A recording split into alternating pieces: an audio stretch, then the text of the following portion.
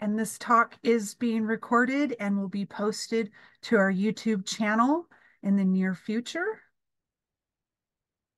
And I'm so glad I didn't forget to push that button.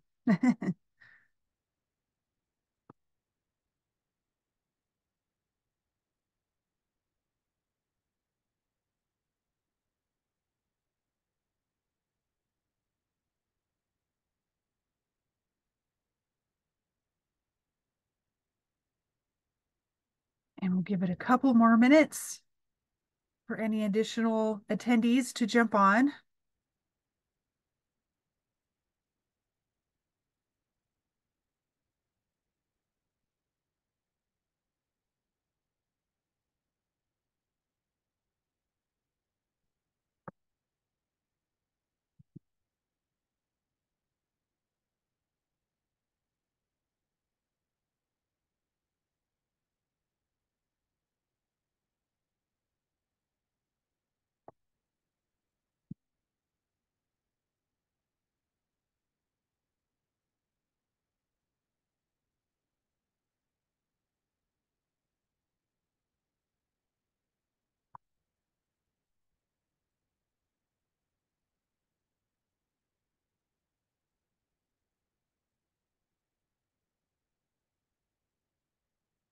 Okay, so it looks like we can begin.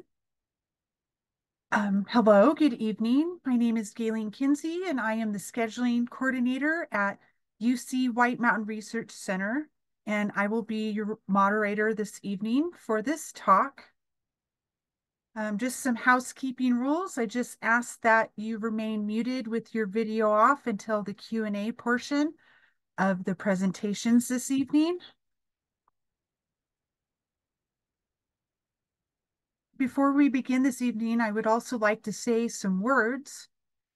The UC WMRC acknowledges the Numu, Paiute, and Niue Shoshone as the first peoples and traditional land stewards of Paihunadu and Coho, the Owens Valley and White Mountains. As a facility managed by a land-grant institution, we pay our respects to the elders and relations of past, present, and emerging.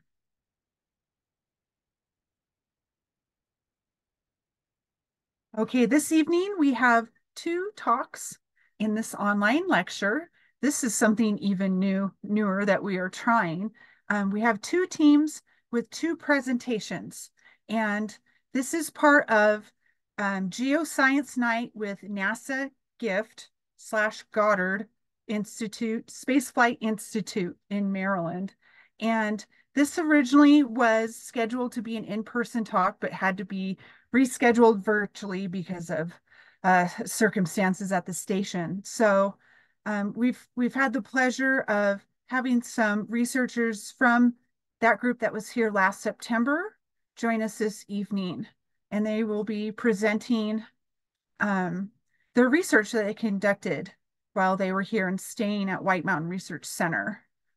So one group will go, and then we will have a Q&A session after their presentation. You are welcome to ask questions in the chat feature or to raise your hand with the raise your hand feature, and you are allowed to unmute and turn your camera on. And we will do that with the second talk as well. With that being said, I would like to introduce Alexandra Montoya. I butchered it, I'm so sorry, dear. Novak, who's a researcher from Johns Hopkins Applied Physics Laboratory and a NASA Goddard spaceflight collaborator, and notably a WMRC Emera OVS alumni. Tonight, she will be presenting her talk titled The Bishop Tuff, Analog to Ash Deposits and Alteration Mineralogy on Mars. Alexandra, it's all yours. Thank you so much. So I'll go ahead and start sharing my screen, and hopefully you all can see it okay? Yes, it looks good. Okay, awesome. So thank you so much for that introduction. As Galen was saying, my name is Alexandra Matieja Novak. I'm a planetary geologist from Johns Hopkins University Applied Physics Lab over here in Maryland.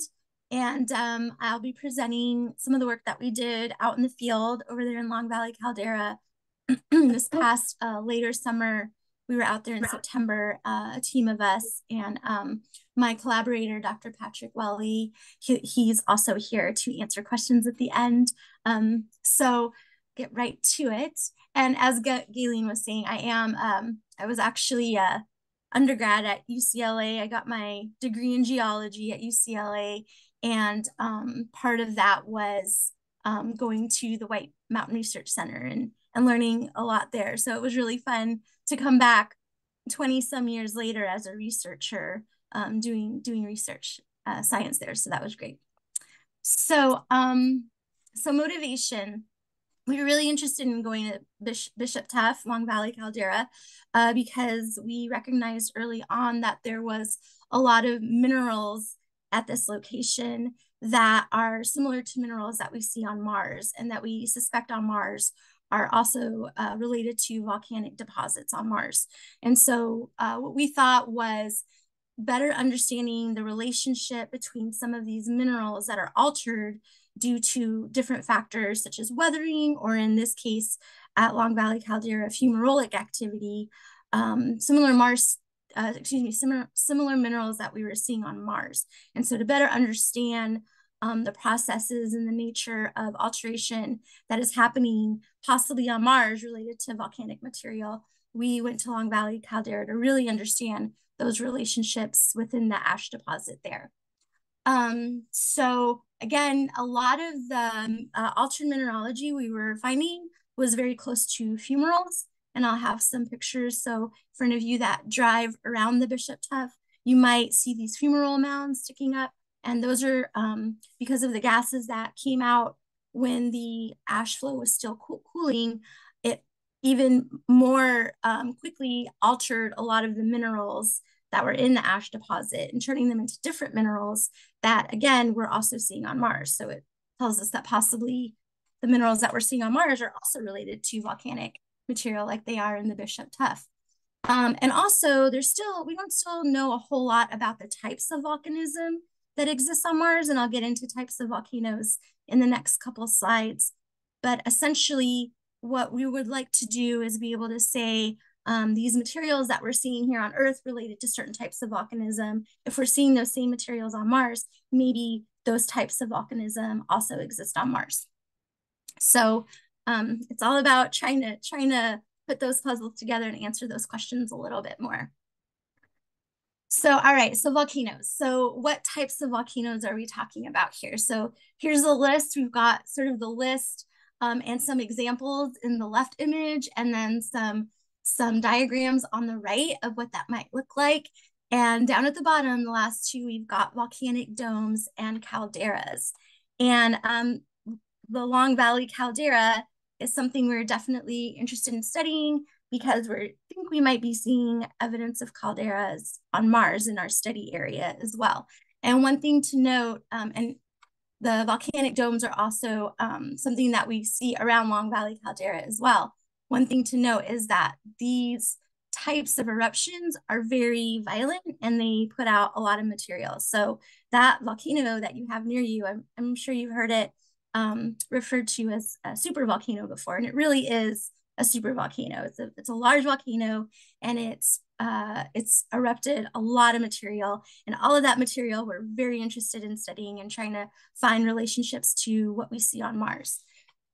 So again, this picture in the lower right kind of shows you that we've got the caldera over here, Long Valley, and then we've also got all of these domes as well. So again, these are products of very explosive volcanism. So very interested in studying that more. All right, let's see here. Okay, so volcanoes on Mars and Earth. So one cool thing about Mars is actually home to the biggest volcano in the solar system, and that is Olympus Mons. So that's a picture on the left, and you can see Mauna Kea is the biggest volcano on Earth. And you might be asking why, it's not that tall, but actually the majority of Mauna Kea volcano is underwater. So it's this huge undersea mountain, and what we're seeing is poking up out of the water is just the summit of it, but it's actually the biggest volcano on Earth. It's a huge volcano. Despite that, Olympus Mons just towers over it. It's much, much larger. And there's even other volcanoes around our solar system like Ahuna Mons on Ceres, which is an asteroid. So it's amazing that asteroids can have volcanoes, and also Mons on Venus. And Venus at one point was the most volcanically active, possibly the most volcanically active planet in our solar system. And now it's covered in a really thick layer of sulfur and carbon dioxide. And that all of that gas likely came from volcanoes. So it was a lot of volcanic activity on Venus at one point. So we do have a lot of volcanoes in our solar system, but Mars is home to the biggest one and possibly home to some of the most to some of the biggest eruptions in our solar system as well. And so at the bottom, the area that I have really bolded, Arabia Terra, is a region on Mars that we're really interested in looking at, and that's where we think some calderas might exist. So calderas on Earth. So the one we're most familiar with is the one, of course, Long Valley caldera, where many of you are at. And just to give you again some comparisons of the amount of material that was erupted by Long Valley in the eruption 760 some thousand years ago. It was a lot. It was a lot of material. And so again, as geologists, when we're looking for samples and rocks to sample and ash to sample, the more the better. And especially here at Long Valley Caldera, there's a variety in ash and compositions as well. And I'll get into that more as well. But essentially, this was just to us a perfect analog environment, analog comparing stuff on Earth to stuff on other planets, perfect analog environment for studying volcanism on Mars. Okay. All right. And so here's our study area on Mars. So suspected calderas on Mars, again, this is in the Arabia Terra region. And if you look at the little inset map in the upper left-hand corner, that's kind of a lot of Mars projected out. And the study area is right here, sort of in the northern part of the planet. And what's been identified there by previous researchers, possible calderas, and so there's this really great paper called Supervolcanoes within an ancient volcanic province in Arabia Terra Mars. And so this is kind of where we got our start of thinking about looking for the ash and the minerals that would be associated with supervolcanic eruptions. And again, going to Long Valley and being able to know that that's what we're looking at. We know there was an eruption there, so the material we're looking at, we know is related to that eruption, and comparing those compositions to what we're seeing, the material we're seeing on Mars, gives us a little better understanding of, were these supervolcanoes? Are these calderas? They've previously been thought to be craters, but there's actually a really predictable depth to diameter ratio of craters. And these particular, so they're outlined in white, essentially. In the middle, you see these cratera looking things, and they don't really fit that ratio that we would expect from craters. And there's a lot of other geomorphological evidence about them that we think look more like calderas, like Long Valley caldera, than craters. And so if we do have these huge supervolcanoes and calderas on Mars, then like at Long Valley, we would expect to see a lot of eruption material deposits associated with that volcanism. And so that's kind of what we're trying to dig into deeper a little bit in Arabia Terra and with the analog work we're doing in Long Valley. All right, so types of magma composition. So magma composition plays a really big role in the type of eruption that you're going to have and how material is distributed around the volcano. So for example, we've got a couple, the two images on the right kind of show you the chemical makeup of basaltic magma versus andesitic magma versus rhyolitic magma. And then the image in the upper right is kind of showing you that the way that we differentiate these different type of compositions is really in the amount of potassium and sodium versus silica. So it really comes down to the geochemistry, but from here, you can get a lot of different types of eruptions. So basalt, for example, is very common in Hawaii. The dark lava flows that we see erupting from Hawaii, those are basaltic lava flows. In Long Valley caldera, The image on the left, you can see they're kind of mapping the different types of material. So we do have basalt, the green in Long Valley caldera, but we were also really interested in the rhyolite and the dacite that makes up a lot of the Bishop Tuff and post-caldera rhyolite. So looking at those types of magma tend to be a little bit more explosive than basalt. And so again, if we're seeing mineralogy in on Mars that is maybe more indicative of those types of magma compositions, we might be able to say that there are really large explosive volcanic eruptions on Mars. There's a lot of evidence for basaltic lava flows on Mars. I don't think anybody at this point would argue that Mars is probably majority basaltic, just like Earth is. Earth is majority basaltic volcano eruptions, but that doesn't mean Earth doesn't have other types of volcanoes, and doesn't mean Earth doesn't have these big super volcanoes. So that's, you know, what we're trying to really get out on Mars is there more diversity in the types of volcanism on Mars than just basaltic volcanism, basaltic lava flows like what we see in Hawaii.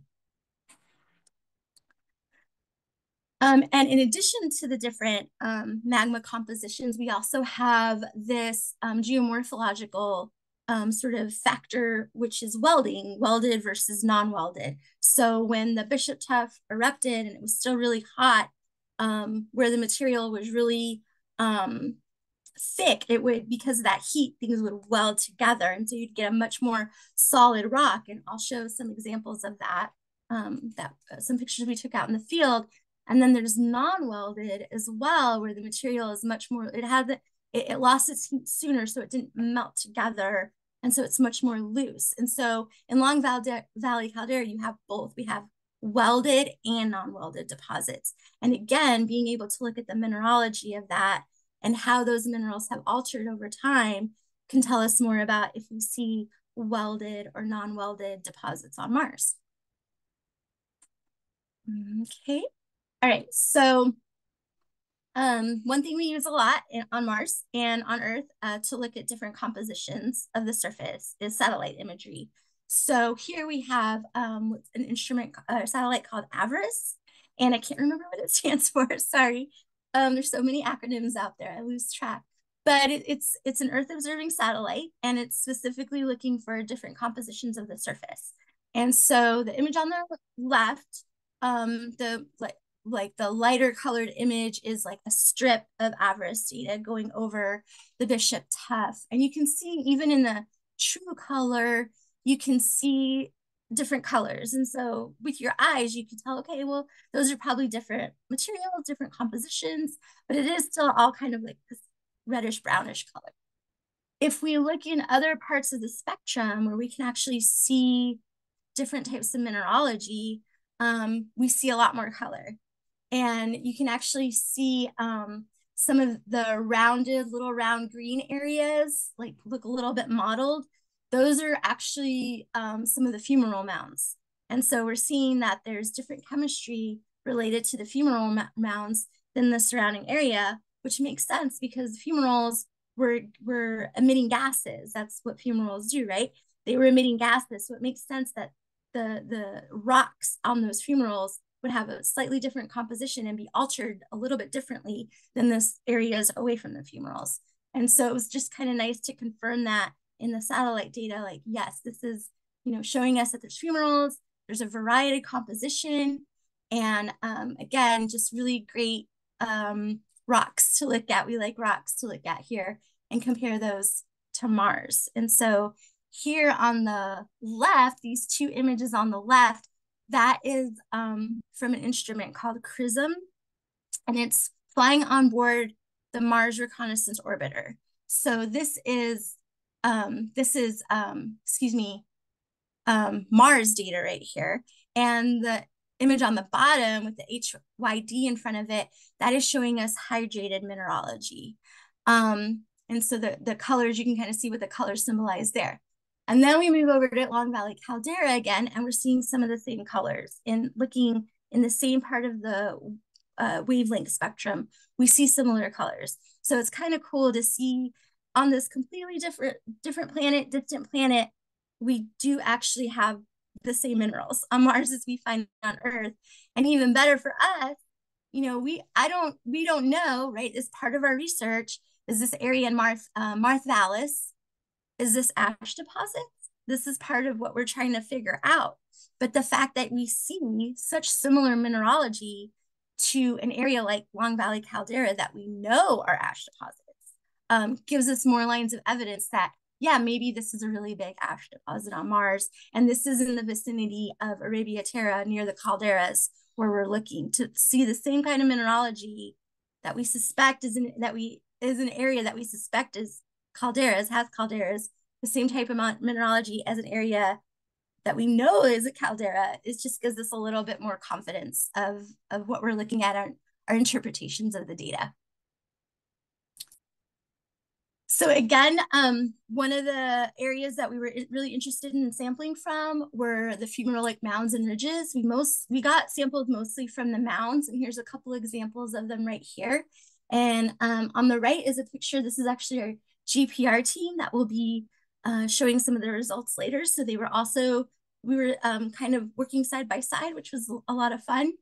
So they were doing the ground penetrating radar work, and we were doing the mineralogy work, and then all together will form a more comprehensive picture of the way that the ash within Bishop Tuff altered and how it changed over time. And again, things that we can compare to Mars. So again, the really important thing about fumaroles is we expect the alteration, we expect the minerals to be altered at these mounds a lot quicker than away, because these mounds at one point were still emitting a lot of gases that would, just by on their own would change a lot of the mineralogy. And okay, and then the other area we were really interested in is trying to look at some of the unaltered or less altered material. And this is at the Chalk Cliff quarry. And this is what we would call more non-welded material. So this is very soft. You can see it's eroding very easily, whereas the welded stuff is more compact, and there's like rocks that kind of form and splinter out of that stuff. But here it's more just very fine grained stuff that's still easily erodible. But of course, we want to compare that to the altered mineralogy as well. Again, just to see how things change over time. Okay, so collecting field data. So there's a lot of different ways we collect field data. We go out, we have our notebooks, we write in our notes what our observations are. We keep track of where we are, when we're there. We take our GPS with us and mark every place that we've collected rocks to make sure we know in which part of the which part of the Bishop Tuff all of our samples are coming from. So the samples that we collected are coming back to the lab. Some came back with me to the Applied Physics Lab, and some went to NASA Goddard. And so at the Applied Physics Lab, we have a microscope that sees in the same wavelengths as the really colorful imagery that I was showing earlier, where we could really see the diversity of mineralogy looking in a different part of the spectrum. We have a microscope that can see that as well. So we're not just looking from far away using satellite imagery at these deposits. Now we have them in our hand under a microscope, so we could see them really closely and study them and understand them even better. And then there's also an XRD at Goddard, X-ray diffraction, that they're going to be using, and that tells us a lot about the types of minerals we're seeing. And then we also have at the APL, a scanning electron microscope, and that's really cool to look at the different ash deposits, because you can actually see the degree of alteration, whereas your really fresh ash is still going to be very angular. It's like broken glass. Ash is basically like broken glass, and so your fresh ash is going to have a lot of sharp edges to it still, microscopic, but still you can see it when you zoom in, whereas the altered ash is very rounded. It's been weathered, it's been chemically altered, it's very rounded. So you actually can see the degrees of alteration in the shape of the grains as well. And then out in the field, we had this really useful handheld spectrometer where I was actually able to point it to a rock, and it could tell me what minerals were in the rock in real time. So that's just a great comparison to have to take back to the lab and compare to what we see in the lab, in the lab samples that we have. And so here's an example of some of our samples that we collected and where we got them from. And I think what I really appreciate when I see pictures like this and I kind of look at everything together is, again, the diversity. There's different colors. You can see like the sample called BLM-42, there's these really large lithics that we're seeing, pieces of pumice within the tuff. Whereas over here in this is from the chalk core. I forgot to label it, excuse me, where my pencil is. This is much more fine grained material. So it's amazing that from the same eruption, you can have such a diversity of material. And all of this stuff is going to weather a little bit differently because that's just the nature of it. It's starting out a little bit different, so it'll possibly weather into something different. And that, again, just being able to make those connections helps us understand the minerals that we're seeing on Mars and how they formed even better. Okay, and then so we're still analyzing samples.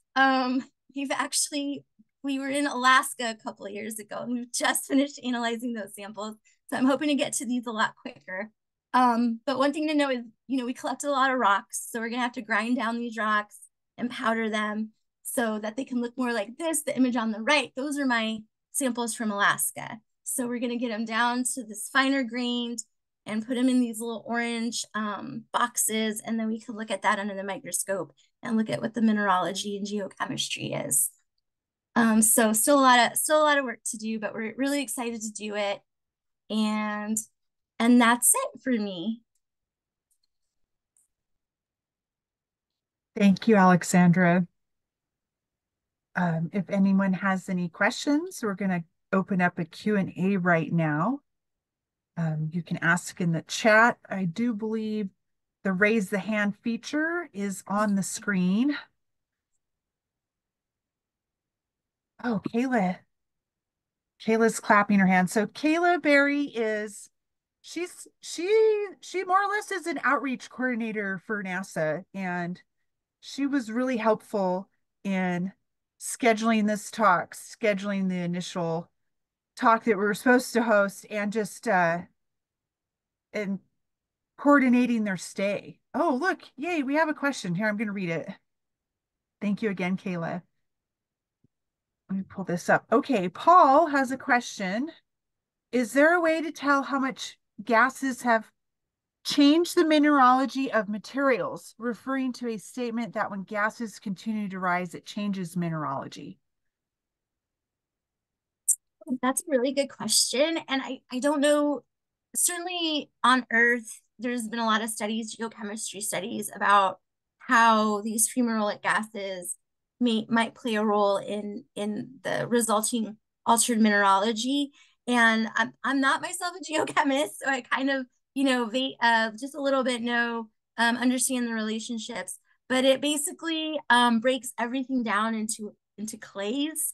We call them phyllosilicate minerals, and so it's just the gases are just working to grind down these. They're very I guess there's like chemical and mechanical processes that are happening that are grinding down these grains even finer until they end up being a clay, and a lot of times it ends up being like a phyllosilicate is what we're looking at, type mineral that we're looking at.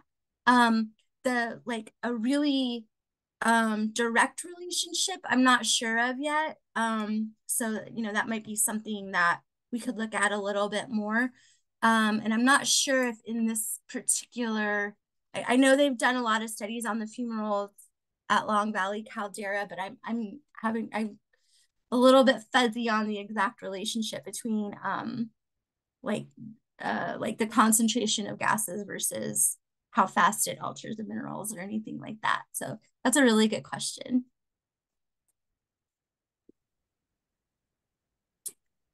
And Jeanette has a question. Are the fumaroles on the eastern tablelands a result of water that was on the pre-existing terrain?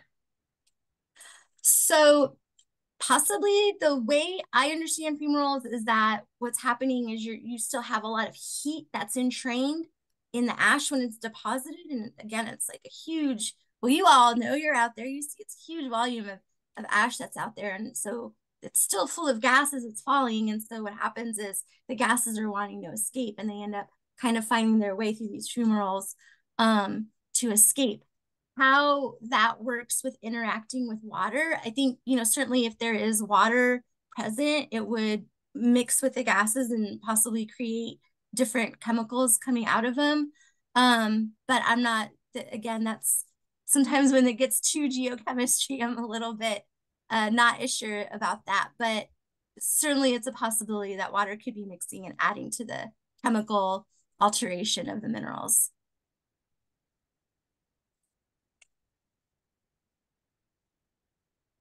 Awesome, thank you. Oh, here we go. Another one from Vicky.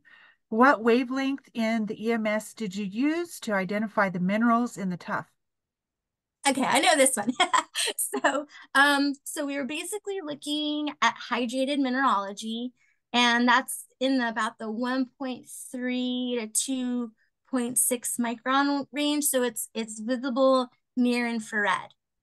Um, so yeah, and so this is a really great part of the spectrum because minerals all have slightly different absorption and reflectance features based on what their atoms are, based on their chemical makeup. And so you can actually look at a spectra plot at that wavelength between 1.3 and 2.6 microns and see where there's peaks and valleys, and you can match that up with minerals. So certain minerals have certain peaks and valleys in certain spots between 1.3 and 2.6, and a lot of them have like 3 or 4 maybe absorption features in that range. And so you can, again, we have a lot of information from people looking at lab samples of these minerals, and so we're able to match up those wavelengths absorption features with a specific mineral. Awesome, thank you, Vicki. Hey, we're getting a lot of good questions. We Yeah, like these it are when great our questions. attendees participate. Okay, last call for questions. And then at the end, if we have time and you have a question you thought of later on, we'll try to squeeze it in. Let me squeeze my screens over here. And with that being said, I would like to introduce our next presenters. We have Emily Shoemaker and Alicia Jody. Emily is a postdoctoral researcher, and Alicia is a doctoral student from UCLA. We have very good representation this evening from UCLA. Thank you. Both are NASA Goddard Space Flight Center collaborators and or now researchers, and tonight they will be presenting their talk titled Radar Investigations of the Bishop Tuff, a Mars Analog. Emily and Alicia, you have the helm.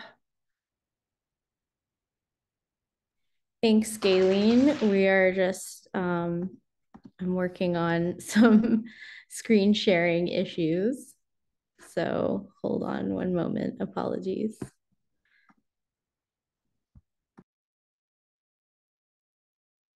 Alicia, if you have it up, do you think you could share? For some reason, my Zoom is not working. Yeah, sure.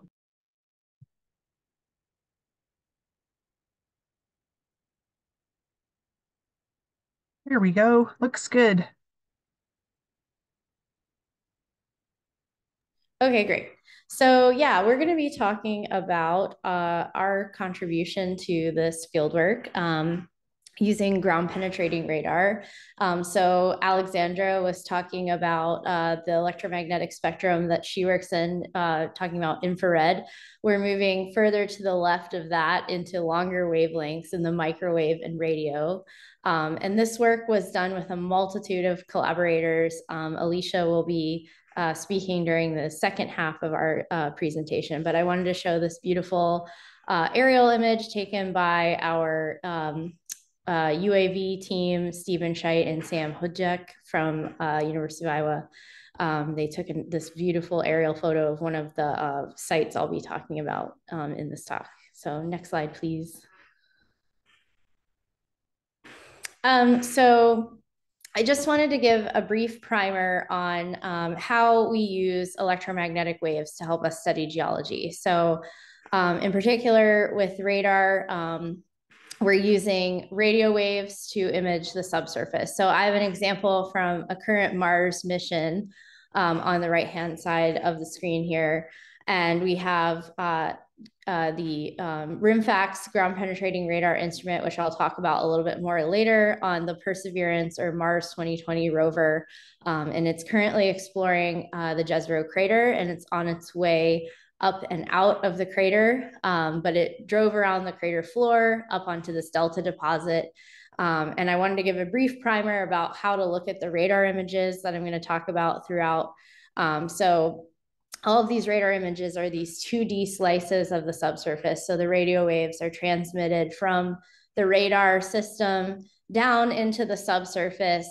They bounce off the geology or the stratigraphy in the subsurface, interact with it, and then return to the receiver. So these 2D profiles are a function of the distance that the rover or the person operating the system has traveled in the X direction. And then in the Y, we have the time for the signal to travel through the subsurface or the ground and back to the rover in this case. It can also be displayed in terms of time. So we're measuring how long it takes for that wave to go down in the subsurface and back. So how that signal is affected by the subsurface geology is what tells us about the properties of the subsurface and what sort of deposits that might be present there. And we can measure a handful of parameters using radar, one being density, so we can understand whether we're looking at solid or loose rock, porous material. We can also measure things like deposit thickness and shape. So you can see here, these dark bands in the image are actually horizons where we have contacts between different geologic materials. So you can see there's a slightly different tone associated with this inferred delta deposit. So there's a delta deposit resting on the crater floor of Jezero. It was deposited at a later time, and we were actually able to image the contact between those two deposits on Mars using radar. Radar is also really good at identifying ice deposits. I'm not going to talk about that today, but just to note. But since we can't send human geologists to the surface of Mars quite yet, we rely on orbiters and rovers with geophysical tools like radar to help us study Mars's surface and subsurface. So next slide, please. So I wanted to just go over the suite of radar instruments that are either on Mars or orbiting Mars. So a couple of examples are the SHARAD or the shallow radar that's on board the Mars Reconnaissance Orbiter, just like the XRISM instrument that Alexandra talked about previously. They're all on the same orbiter. We also have the MARSIS instrument, and I'm not going to unpack all these acronyms, but to suffice it to say, they're all different radar instruments on various missions. This is on the Mars Express orbiter. And then we have the RIMFAX ground penetrating radar, which is on the Perseverance or Mars 2020 rover, like I was talking about, in Jezero crater, driving around right now. And then we also have the Chinese Space Agency's Zhurong rover, which also had a ground penetrating radar on board. And this landed in Utopia Planitia, although I think the mission is no longer active at this point. So some important things to remember about radar are some relationships between frequency, resolution, wavelength, and penetration depth. So as we increase the frequency of these systems, we're increasing the resolution. So we're able to see finer scale details. So higher frequency equals higher resolution, able to resolve features better. We then have a shorter wavelength as a result between that relationship between frequency and wavelength. And as a consequence, as you decrease the wavelength, you are imaging the subsurface much more shallowly. So we can't probe as far. So when we make decisions about whether we send an orbiting radar or we want to land on the surface, it's motivated by different questions that scientists have and we want to answer. So we're choosing our radar frequencies. That's how we always talk about radar, is in terms of frequency. based on how deep we want to probe the subsurface. So for Mars 2020 Perseverance, landing on the surface was really important. We need the best quality images that we possibly can achieve because we're looking for biosignatures on Mars and really high resolution subsurface geology. So, but these rovers, you know, as a consequence, they can't cover as much ground as an orbiter. You can make many passes around a planet with an orbiter. Next slide, please. So here we just have a little video of rim facts because we're going to be talking about it later. Turns out where Jezero is, there might actually be some comparisons that we can draw between this crater on Mars and the Bishop Tuff. So RIMFAX is the ground penetrating radar on board the Perseverance rover. This is an example of what it looks like when the rover drives and we take the radar data and then we get these images back that are called radargrams, like I was showing previously. And RIMFAX, just a fun fact, is named after Hrimfaxi, which is the horse that brings the night in Norse mythology. It's an instrument contributed by our Norwegian colleagues. Next slide, please. So just to make the connection of why we're using certain regions on Earth as Mars analogs, is back to the Jezero crater on Mars. So the Perseverance rover has actually made many observations of these outcrops that look like lava flows. They're lobate, they're dark in color, so they actually share a lot of similarities to lava flows that we see on Earth. So we get a lot of these images back from the surface of Mars, and we get radar images back as well from the subsurface, and we don't always know how best to interpret them. So the best tool that we have is the planet we live on, because we can go out into the field and touch things and see things and take pictures and try to understand these processes that we think are going on Mars and see how they compare to Earth, just like Alexandra was doing, comparing the Mars spectral data back to the Earth spectral data at the Bishop Tuff. This is just an example where we see these hypothesized lava flows throughout the Jezero crater and showing how they appear similar to lava flows on Earth, and using that as supporting evidence to draw the conclusion that the Jezero crater, though once occupied by a lake, since there was a delta deposit, may actually have lava flows across its crater floor, which is a really interesting and surprising turn of events. So next slide, please.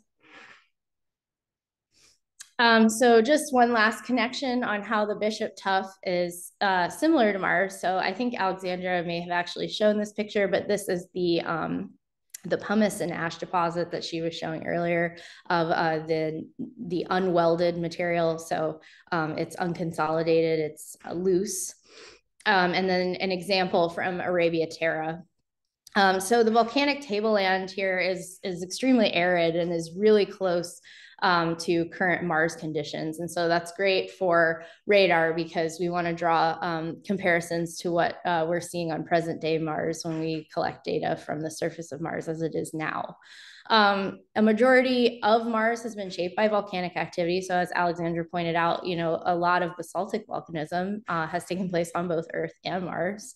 There's a lot of features like lava flows, large built up volcanoes like Olympus Mons, and these large ash deposits like is hypothesized to be in the Arabia Terra area. And we want to understand how that volcanic history of Mars compares to that of Earth. So as I pointed out, there have been several regions on Mars investigated both with these orbital and roving radar systems where volcanism has played a role in creating the landscape that we've observed. So Arabia Terra, as Alexandra mentioned, but also, as I mentioned, the Jezero crater floor, where the Perseverance rover is exploring.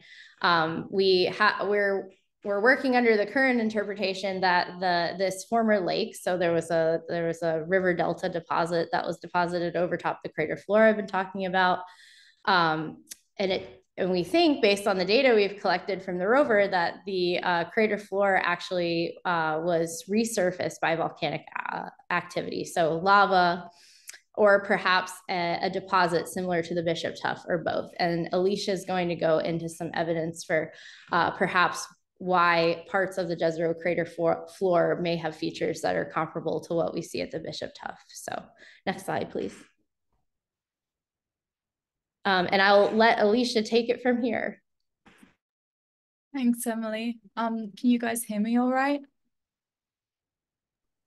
Yes. Great, okay. Yeah, so I'm gonna continue the theme of ground penetrating radar. So I'm gonna give a little overview of what we got up to in Bishop with our GPR team in September of last year. So the image on the left is showing a Google Earth picture of Bishop Tuff, and all the blue and red pins are the different sites that we picked out that were interesting, that we wanted to explore. And you can see a picture of all the people on our team. So as Alexandra mentioned, we had people doing geochemistry, we had a seismic team, we had a UAV team, and then we had our team, the GPR team. So for the GPR team, we actually used various antennae, and we have a little family portrait of them in front of the WMRC office here. And we use different antennae because each antenna has their own frequency. And as Emily explained, with different frequencies, you can penetrate to different depths of the subsurface and get different resolutions. So our lowest frequency that we had was 80 megahertz. So this allowed us to penetrate quite deep, but with pretty low resolution. Our highest frequency that we had was 2,600 megahertz. This allowed us to see very high resolution, but only down into the shallow subsurface. So by using a combination of all these different antennae, we can kind of build up a better picture of the subsurface with the best resolution possible. So how do you actually collect these data on Earth? What were we actually doing during this fieldwork? So for each site that we went to, we laid out a very long tape measure. We then hooked up our antenna to a handle, and we then pushed each antenna or dragged the antenna along the ground, trying to keep contact with the ground as much as possible to reduce signal loss. And that is basically how you take GPR data. You also need to have a controller. So you can see Emily here is walking, holding this tablet. This is what is recording the GPR data. And you can use this tablet to process some of the data and see it in real time. Emily's also wearing a backpack with this little white box on her shoulder. That white box is a GPS unit. So it's basically collecting location data along the track where we're collecting the data. And that's really useful for our interpretations and for locating exactly where we took our data from. So a quick summary of all the data that we collected with the GPR team. These are all the sites where we collected data, 71 GPR lines. So each site we took data with multiple antennas, so multiple frequencies. So in total, we've got about 7,100 meters of data to analyze. So we've definitely got our work cut out for us. We also collected some samples to compare against our data that we'll analyze in the future as well.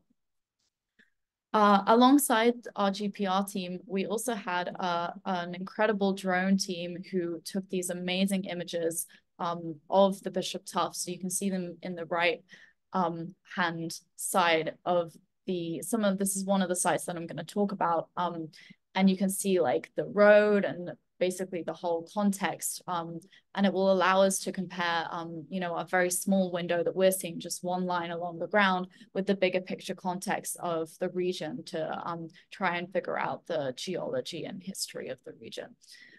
So this is kind of an interesting parallel with Mars, because on Mars, Perseverance has its buddy, the Ingenuity helicopter, and Ingenuity works together with Perseverance to provide a bit of context for the rover's observations. So you can see a picture here in the middle that Ingenuity took of the Perseverance rover, which I thought was pretty cool parallel there. So a site that I'm going to be talking about today that we've started analyzing our data from is called BLM2. It's very close to Bishop. It's right on the edge of the tuff. So you can see in the top right a Google Earth image showing the location with the yellow circle. So the reason that we were interested in this site right off the bat was the site was basically along this road. You can see a picture in the bottom right. And on the road, you can see these polygonal pavers. So the rocks are kind of polygon shaped. And you can see these really clearly here because the topsoil has been removed along the road. So you can see them really well along the road. And these are basically a top-down view of what is being shown in the other picture on the left, which is these fractures or columnar jointing that forms when a pyroclastic flow, such as the Bishop Tuff, cools down. So what happens is the eruption happens and the flow starts flowing, and then as it cools, these fractures form and propagate down, forming these polygonal columns. And if you're looking at them from the top down, they just look like these polygons along the road. And so the size of these polygons or pavers is controlled by how quickly the flow is cooling, and also the thickness of the deposits. So if you have a thicker flow, you have larger pavers, and vice versa. And so we wanted to take a look at this data because these pavers actually look quite similar to Mars. And I'll get into that in a second. But first, I want to show you some of the data from this site. So this is showing our 80 megahertz antenna, so very low frequency, but we are penetrating deeper but lower resolution here. So the top image is a bird's eye view or aerial photo from our drone team of the road. The red dashed line is the GPS track where we took the data along, and the black and white plot at the bottom is basically showing the data. So if you imagine the x-axis at the top, that's basically the ground. And as Emily was saying, down the y-axis is basically going into the subsurface. So we can see a lot of really interesting structures here already. So if you look at the kind of black and white contrasting lines here, these are showing reflections of the radio signal off of subsurface features. So when you interpret GPR data, you tend to draw lines over your radiogram. So I've done this here to make things a bit clearer. So we were seeing in the data some really interesting shapes. So we saw these really sharp triangles that are intersecting at the surface. We call them hyperbole. And they were very clear and very strong reflections. And as we traced where their locations were up to the drone image, we realized that they were corresponding to the edges of these polygons. So each time the GPR antenna came off or went onto one of these polygons, we got a really strong reflection. And we thought that this was really interesting because it's basically showing you how you can detect this columnar jointing from GPR data. We saw a couple other really interesting features as well that I've marked out that will be useful in interpretation down the road. So why is this important for Mars? So when we were at the field site, Emily actually made a comment saying that these pavers, these polygons looked really similar to what we've been seeing in the crater floor in Jezero on Mars. And I've picked out some pictures from the crater floor. So the left-hand image is actually an orbital image from the HiRISE camera, which is on a satellite orbiting Mars. The white line in this image is the rover path, and you can see these fractures that are in these polygon shapes or almost hexagonal shapes all across this image. And we also see them in smaller scale from the rover. So we've got a couple of pictures from the M2020 rover here, and also the helicopter has also seen some of these fractures. You can kind of see them interspersed with this sand here. They're partially buried, but we wanted to look into the comparison with some of the ground penetrating radar data that we have from Mars going over some of these polygons, comparing it to the data that we took in Bishop Tuff to see if we might see similar features, and that might tell us whether or not these polygonal features in Jezero could be formed by columnar jointing, or at least kind of eliminate some of the formation processes. So this is really important for understanding the history of Jezero crater and the climate history of Mars, because if we can figure out how these polygons formed, that'll tell us what the past conditions might have been like in the crater floor, and also when they might have been occurring or forming. So some of the ways you can form polygons on Mars, you can form them through columnar jointing, like in Bishop, but you can also form them through thermal cracking. So when you have like heat and hot and cold cycles, you can also form them with water and ice. So if we figure out how these polygons are formed, it could tell us if there was ever water or ice on these deposits in the crater floor, and it could tell us whether or not they might definitely for sure be volcanic or sedimentary. So this is really important because we are really trying to search for signs of past life in Jezero. So as Emily mentioned, Jezero is thought to be an ancient lake, and we see this huge delta formation in the top left image. And we are kind of zooming in on the crater floor. So we're not on the delta, we're on the bottom part of the crater. And in this little zoom in, we are basically selecting one drive that the rover did, and we're going to be looking at data from along that drive. On this drive, we went over some really clear polygons, and we're going to be comparing that data from RIMFAX, the GPR on board Perseverance, to the data that we have from Bishop to see if we get similar features. And this could tell us whether or not those polygons are from columnar jointing or from some other process. So this is really exciting. And with the Mars rover, we also have some samples that will be returning to Earth, and these will also allow us to figure out exactly what the formation processes that were going on, and also if there are any signs of past life that we could find in Jezero. So we just want to say thank you to White Mountain Research Center for hosting us during this expedition, and thank you to all of the governing bodies for giving us permits, and to the GIF team and Geodes for the funding as well. Thank you, Emily and Alicia. We're going to go ahead and open up for Q&A. We've got half an hour, so don't be shy.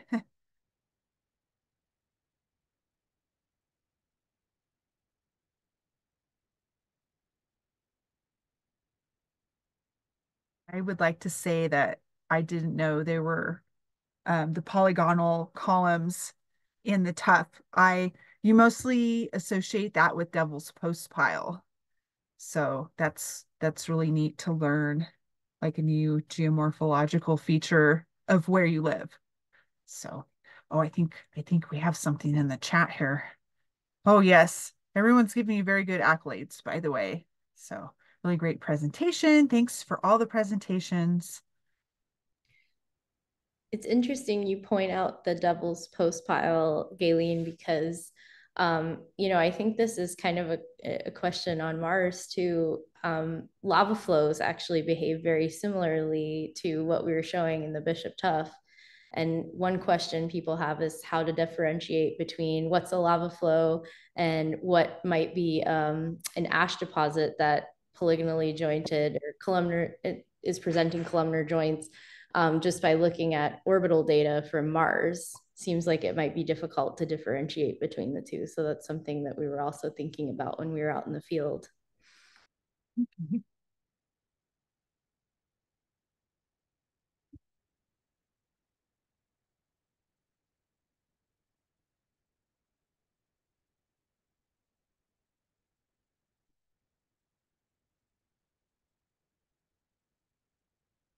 Okay, so your team was studying what one feature or had one goal in mind, and then there were other teams that came with you. What were some of the planetary analogs? What were they studying? Like I think there was like Europa, or I'm trying to remember. Do you remember what the other groups were doing too?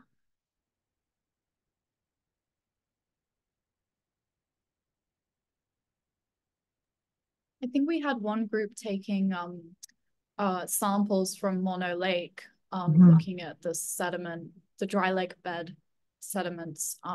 And I think that's also a Mars analog as well. I'm not sure, Emily, if you can confirm, but yeah. But yeah, and also for our GPR team, we had the main investigation that we had, Emily can speak more onto it, was looking at the way that the GPR signal gets lost as it goes down into the subsurface. And Bishop Tuff is a really interesting place because it's a very hard place to do GPR because you get a lot of signal loss because of the material. So I don't know if Emily, if you want to expand on that. Yeah. So that was one component of the bigger investigation. We were concentrating on one particular aspect with the polygon discussion. But yeah, it turns out looking at how the radar signal is essentially dissipated as it travels through the subsurface by the geologic materials that are there. Is another way to understand what sort of deposits you might be looking at. And the Bishop Tuff is great because of all of these differences in welding across all the different ash units that have been mapped. So Alexandra, I think, was touching on that a little bit in her presentation. But it turns out the more unconsolidated material, like at the pumice quarry that we were showing and that Alexandra showed, versus these welded, units where it's essentially ash that's turned into rock. It's very solid. They present differently in radar data. So we were examining that, and then also we were taking data at the fumarolic mounds to see what we could see. I think that was one of our goals, was to compare that to some of the other teams' investigations that were going on at those mounds. And we also had seismic data too. There was even people taking seismic data at our sites. Oh, we have two new questions in the chat.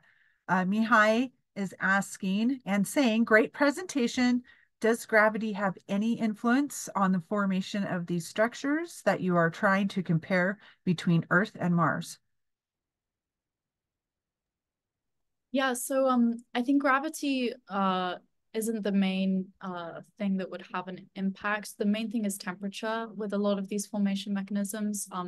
And obviously that is affected by the atmosphere and the pressure of the atmosphere on Mars, which is different to Earth. And so some of these formation mechanisms, like the thermal cracking, you have to have ice present. So that's definitely more of a driving force than gravity.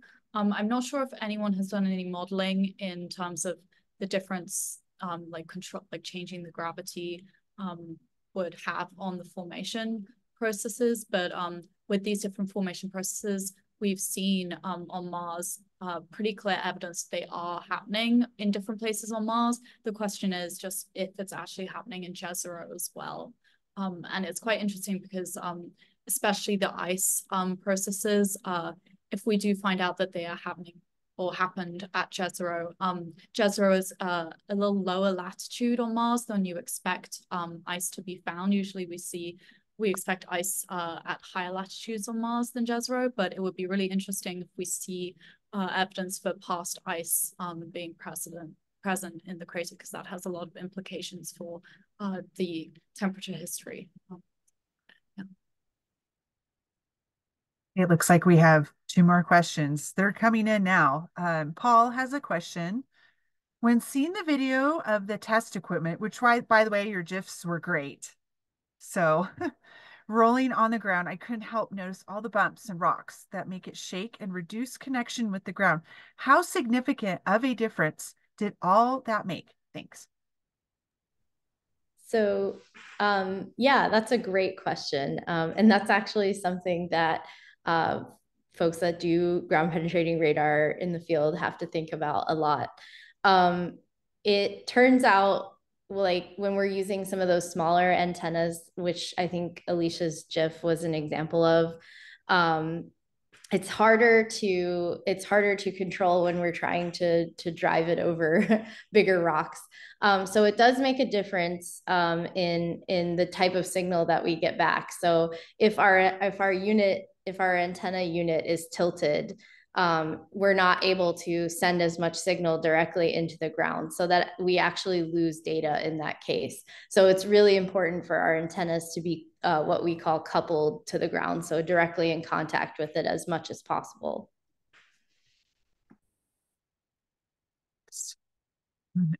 We have two more questions. They're coming in now. So Vicky has a question. In Jezero crater, are the sizes of the polygonal features similar to sizes of polygonal features in Bishop Tuff? Yeah, so they are pretty similar. So in the tuff, we saw on the fumarole mounds, we have polygons from the same formation mechanism that were like, centimeter size rather than meters. And then at that site, we had like several meters size polygons. And then on Jezero, with the rover, we've seen the same like centimeter sized polygons, and then orbital images are showing meter sized polygons in different regions. Yeah, so size wise, it's pretty similar, which is why it's so interesting to draw the parallel between the two. So, Alicia, we have another question from Jeanette. The top cap rock in the east came in a hotter flow, so is more welded on top of less welded tuff. Could the radar see this upside down progression very well?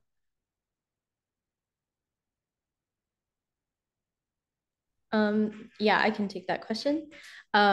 Yes, we should be able to see this this progression from the more welded to less welded tuff. Radar is actually highly sensitive to transitions in density of the material. So if there is a difference in the density or the compaction between those two deposits, then we would be able to see the contact.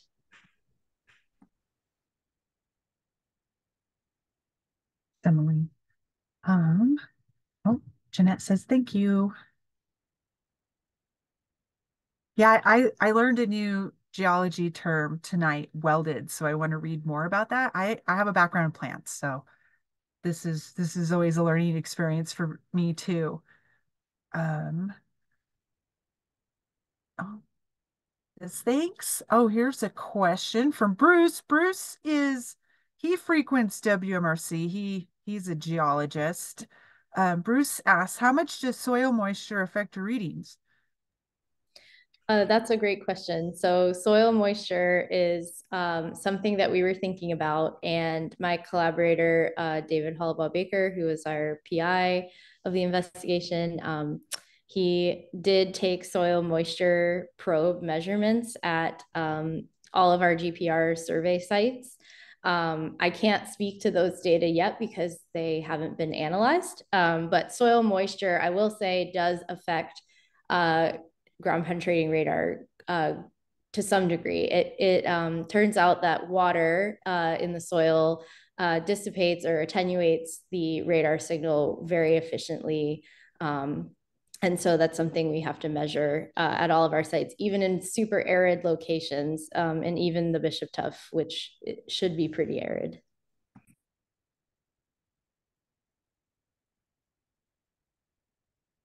Emily.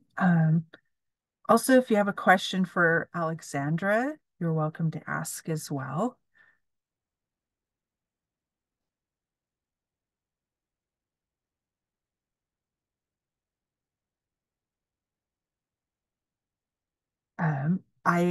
I suppose while we're waiting, I do have some announcements to make. This post is being recorded and will be posted on our YouTube channel in the future. This is the first of 6 scheduled talks for this year during our lecture series.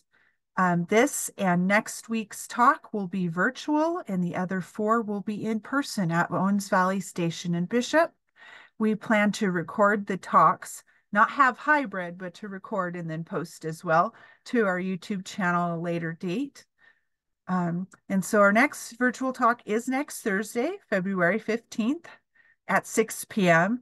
And it's titled Smelling to Survive. Skulls Offer Insights into the Evolution of Olfaction in Mammals. And that will be presented by UCLA postdoctoral fellow, Deborah Bird. And to attend that talk, please visit our website to register. That's WMRC.edu. And that talk will also be recorded.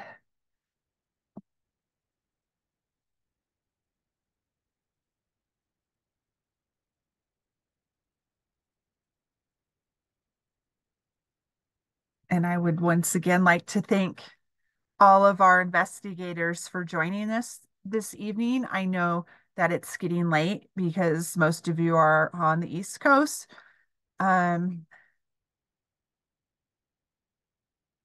So if we do not have any more questions, we will end for the evening so everybody can get a good night's rest.